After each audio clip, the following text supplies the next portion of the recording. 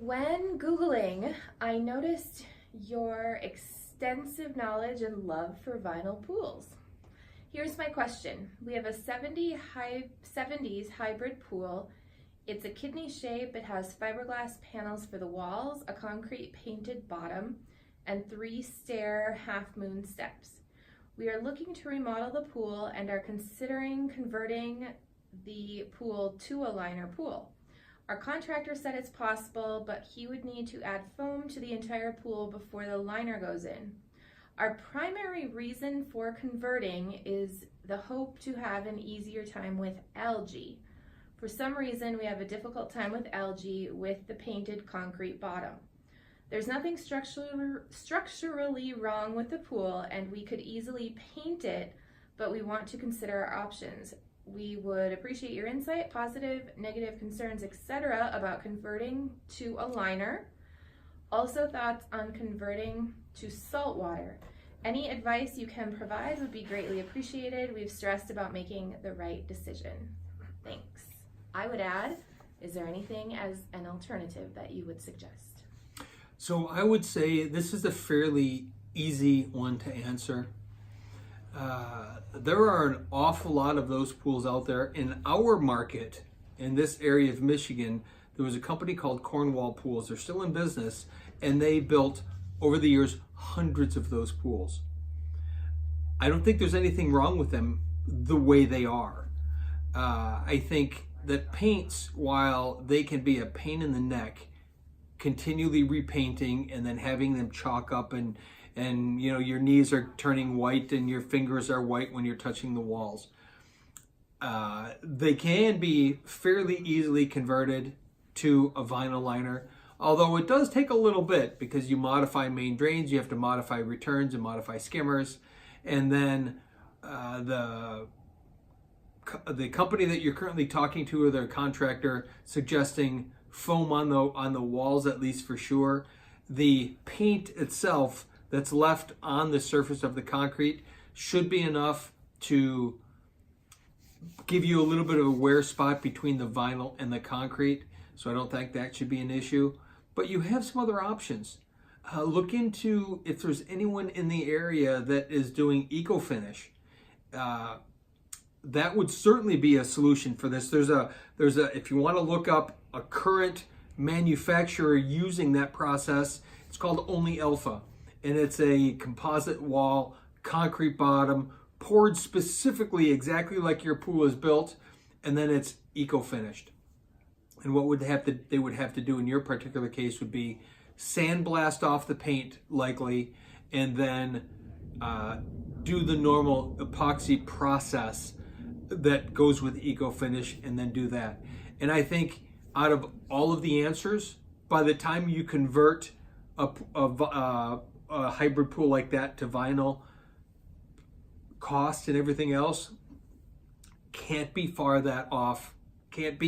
that far off from a sandblasting and then an eco-finish. And my personal thing would be that would be the route to go. Although I've converted some of those to vinyl myself, I've done all that work.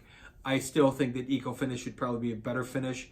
What it would do is it would give you a smooth, impervious finish that you're not going to have the same issue with algae attaching itself to, like a fairly roughly, probably poured in place concrete base that is very rough even if you paint it.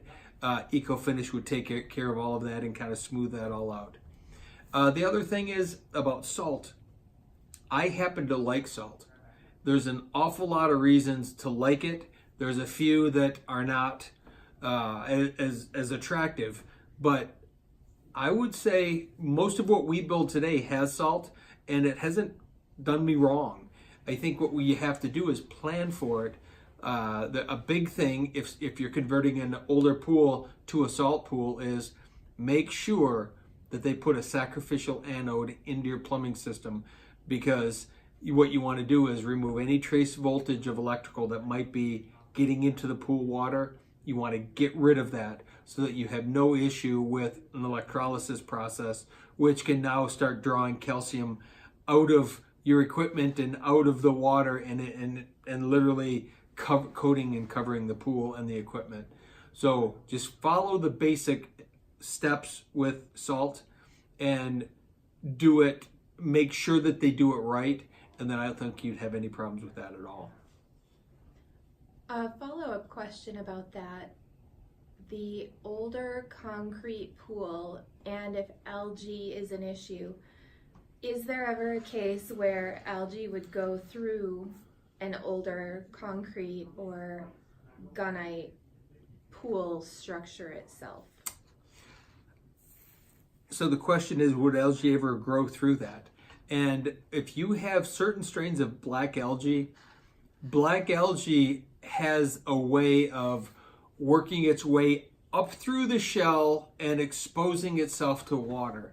And there's been plenty of documented cases in the past of pulling a pool shell out of the ground, a gunite pool, a solid concrete pool out of the ground, and having what appear to be like tentacles coming out because the algae actually found their way, whether they mitigated from the water into the surface and through the surface, or they came, and I'm not clear whether they came through the surface, through the pool structure, through the surface, and then fed off of the water. But either way, there is that possibility because concrete, while solid and heavy, is still somewhat porous. There is room for things to grow up through the crystalline structure and come right through that concrete. And we have seen some pretty crazy stuff over the years of black algae.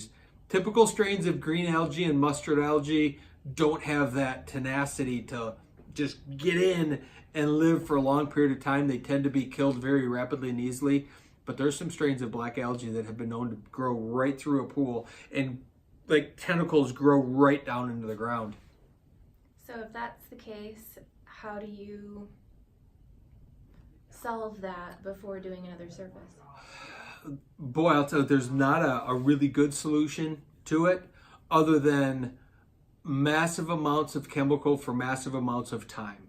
So you're going to break point your chlorine level to the highest level you can have it and keep it there and use black algae, algicides for as long a period as it takes to actually, you're killing the head of the algae, which then might drain down underneath. But until you destroy the algae itself, the black algae, it's going to continue to grow and come back. So if you have that, if it's a massive black algae problem, you kind of have to take care of that before you even consider resurfacing or dealing with the pool, because you're not likely going to be able to solve it. There's some argument potentially with the future of what eco-finish is, of antimicrobials being added to the material. I imagine if and when that happens, it's being done in limited amounts, but eco-finish as a whole does not have an antimicrobial in it. But if you had them make you a special batch with an antimicrobial in there and you overlaid that over the surface, then likely that the surface itself would inherently kill the algae that's there. But short of that, there's no easy solution to it.